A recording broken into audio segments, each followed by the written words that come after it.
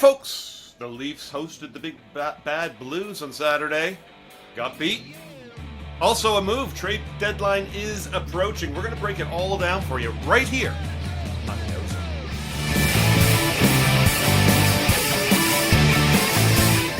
You're in the offensive zone, your place for Leafs hockey.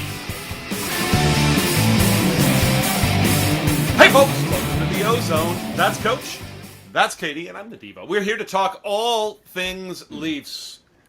Leafs got beat by the Blues. Katie, what'd you see?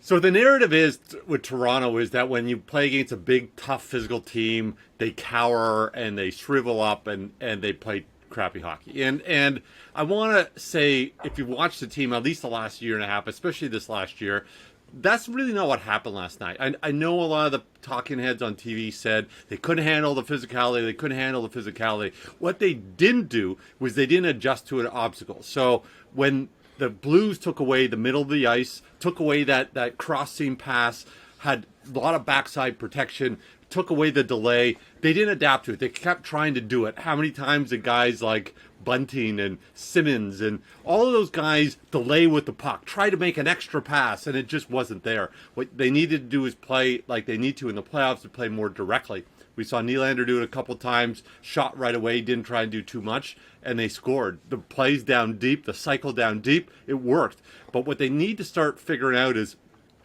and the Blues are a great test, because the Blues play playoff hockey all through the year. And what you see from them is what you're going to see from more teams. So they need to adjust to the obstacle in front of them. If that extra pass isn't there, then they got to shoot and crash the net, and they just didn't do that last night. But they didn't shrivel. You know, they didn't cower. They just didn't play it right, and it was more here than here. So I think that's all right. Good call, Kev. Coach. All right, this is what we liked, right? So I like that we beat Pittsburgh. They've been tough on us this year. I also I almost nailed that entire prediction. 4-1 win. I called a shutout for Campbell. He didn't get it because of one play. I'm going to show a little later, but pretty close there. And Campbell and Riley were terrific in that Pittsburgh game. Terrific. Both of them, not so much last night. We'll get into that too. But they were great. And then, in terms of St. Louis, that's a tough loss. But, hey, Nylander broke out. We needed that guy to break out. So that's good that he's starting to come. He's never going to be a Selke candidate, so we need him to score. And then the last thing here, you see a picture of this. I'm very happy 34 Matthews didn't break his jaw. I mean, my goodness, I've never seen anything like it. He tries to cut the corner there. It's like Michaela Schifrin hitting a gate. But it was with his face on the crossbar. It wasn't on the corner of the cross. It was right in the middle of the crossbar. He ate the net. Yeah. He might need to calibrate his settings a little there. Yeah. So I'm just glad he wasn't hurt. Yeah, agreed. Nice to see 88 scoring. Look, if he's not scoring, he's a liability. So you got to get him scoring. Still a dash last night, even with a couple of goals. So got to keep an eye on that. He scored and was a liability. Yeah. Does it all, folks. That line has not been good of late, and I know we're going to get into that. I like the effort from the third line. It really, in the last two games, I thought they were an energy line. That's what we want them to do. Coach, what didn't you like? We got a problem on D. Yeah. We really do. And that pod we did with James from down east, that was great, and he loves Muzzin and wants to get a guy that compliments Muzzin. I don't know. I'm not sure it's Hall that's the problem. I'm not sure that it's Liljegren or Sandin. I'm going to focus a little bit on Muzzin, okay? So here's a little graphic that was done before the Pittsburgh game. This is why you break up Jake Muzzin and Justin Hall, okay? So the arrow shows their goals against rate over 60 minutes. It's not good. So you got to do something, right? So they had to send down Liljegren because they picked up Brooks in that fiasco, that 24-hour fiasco. So Sandin gets paired with Muzzin for this game. Here's how it went. They got caved in. Shots against were bad. Shots for and against. Goals, 25% expected goals. They were bad. So that was a one-game experiment. And here's particularly what happened. Here's the Pittsburgh game. This is the one goal against for Campbell. It's a 2-on-0 in front of the crease. The arrows are both D. That's that pair, 38 and 8. Sandin and Muzzin. They're outside the dots, both of them. Where are they? Yeah. So, okay, if I'm Keefe, I'm like, well, I don't know what's going to work. Hall and Muzzin aren't working, but this sure isn't going to work. So then I looked at St. Louis and I said, all right, well, is it Hall and Sandin and Liljegren, are they the problem or is it Muzzin? And let me just show you a few snapshots, okay? Here's the first one. This is a grade A scoring chance. Look at Muzzin. He's the last man back. He's at center. He's way out of position. Here's another one. He gets beaten cleanly against the boards. That's a one-on-one. He takes the guy early, and the guy gets around him. And that's his calling leads card, to a grade A. right? That's his calling card. He puck or man, and he misses both. Yeah. He's not quite there. So here's one to take a little. This is the second goal, okay? So, the puck, Riley has the puck carrier. Muzzin is looking at the puck. He's just focused at the puck. He's the arrow, okay? Now, Spezza's coming back. He's also looking at the puck. The guy circled, but subscribers know by now why I'm circling the Blues guy. He's the dangerous guy, okay? So if we fast forward it 1 second, that pass, which is the puck circled here, goes to the open guy. Look where Muzzin is. He didn't even know there was a guy over there. He overplayed. He's way over past the center of the ice. This guy comes in. Now, Campbell should stop this shot, but still, this is a grade A. The guy shoots it, ends up shooting it from the top of the circle. He's out of position. And then on this last goal here, it's a 2-on-1 down low with Liljegren. Muzzin's above the dots. He's just not there. He's not quite where he needs to be on several shifts. I wanted to show you one example. There's too many. It's a cornucopia of bad positioning. So, maybe it's Hall. Maybe it's Liljegren. Maybe it's Sandin. But is it? It's kind of like this guy, Nick Cage. He's been married 5 times. At some point, it's not your partner. KD, how about you? So I'm going to switch to the forwards, like kind of the Muzzin of the forwards. I think clearly it's the second line, and we're seeing mistakes. Yeah, before I was picking on Nylander, but actually there's lots of blame to go around here. They do 3 things really bad. One, they've been turning the pucks over to the other team's blue line too much. Secondly, they all 3 get caught deep all the time. They're constantly giving up odd man breaks on the way back, and then in their own end, they're just not where they're supposed to be. And Kerfoot has this sort of the belief that he was a great defensive player because his defensive stats were pretty good. But as a winger, he's in a terrible spot, and I don't know if it's because he's trying to play center when he's back on wing, or if he doesn't trust Tavares. But he's in a terrible spot all the time. He's never where he's supposed to be when a goal goes in. He's never there. We know Nylander leaks and leaves his zone a little bit too fast too. I know it just seems like 3 guys, they don't trust each other in their own end, and they're chasing constantly. So those 3, clean up 2 of those 3 at least. But right now, I mean, they're a dumpster fire every game.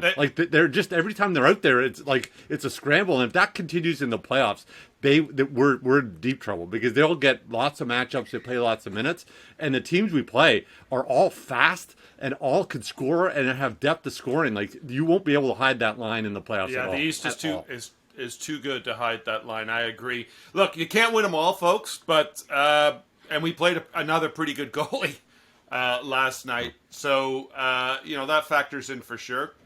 That goalie, though, wow, he's got some moxie, and if you're not sure about that, just ask Marchand. The Leafs made some mistakes, and it ended in all of them seemed to end in their net, and that's kind of what we used to expect back in the Fred Anderson days a few years ago. That's something they got to fix up. Their second line forward and their second line D, something's got to happen there, and I don't know what's going to happen, but that second line, guys. Tavares is slowed down, you can notice. Kerfoot's not sure where to be. And when he's in his own end, Nylander is like a priest in a sorority. He's like, I really shouldn't be here. I got to get out of here. So he goes. Yeah, they need something a little something to stabilize that unit. I think they got to bring in a veteran savvy left winger. Anyways, with that said, let's shift on over to a little bit of breaking news. Obviously, some trade deadline stuff happened. Coach, do you want to kick this off for us? Yeah, so I'm pretty fired up. Here's the text I sent you guys last night. Remember where we were. Momentous day yesterday, the day one of the Ilya Lyubushkin era. I mean, look, the thing of it isn't Lyubushkin, although it does give us now 8 NHLD, legit NHLD, from which we can make the real move we have to make. We've been talking about it for weeks.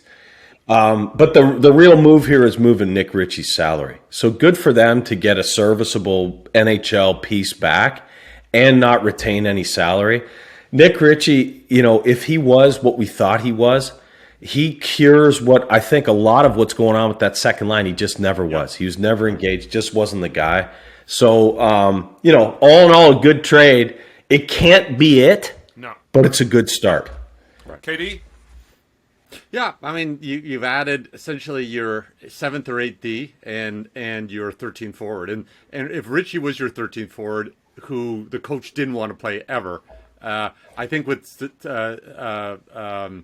Dzingel, you got a guy who actually can play. He can play center and can play the wing.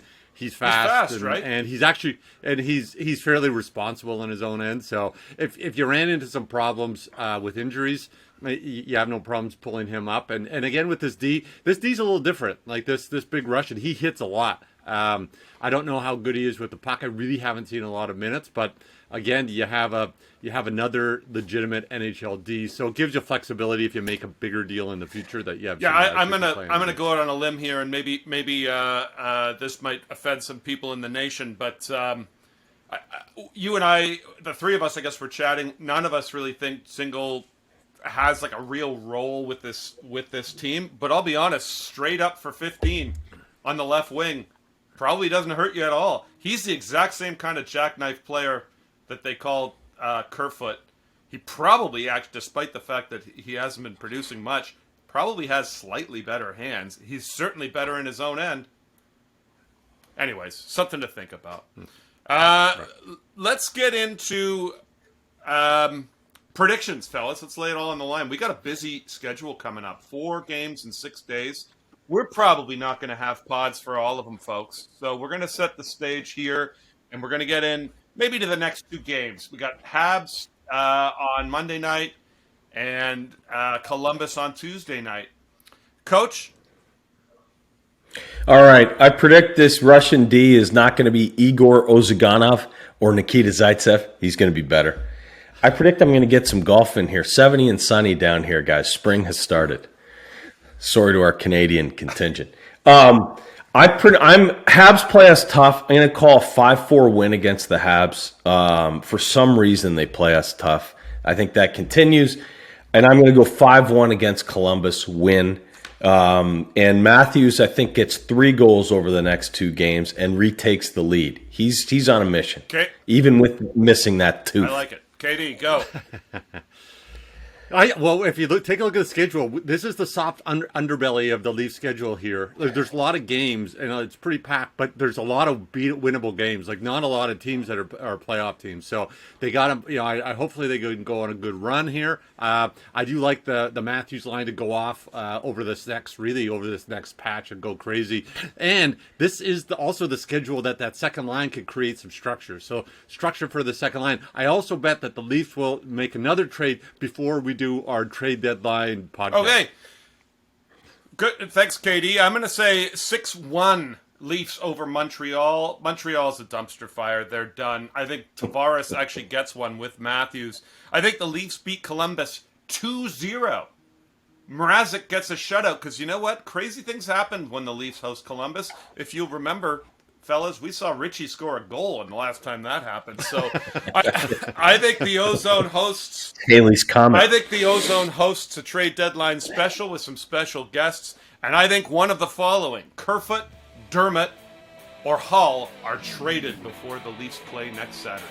There you have it, folks. Wow. All your Leafs news. We love having you. hit subscribe right here on the OZone.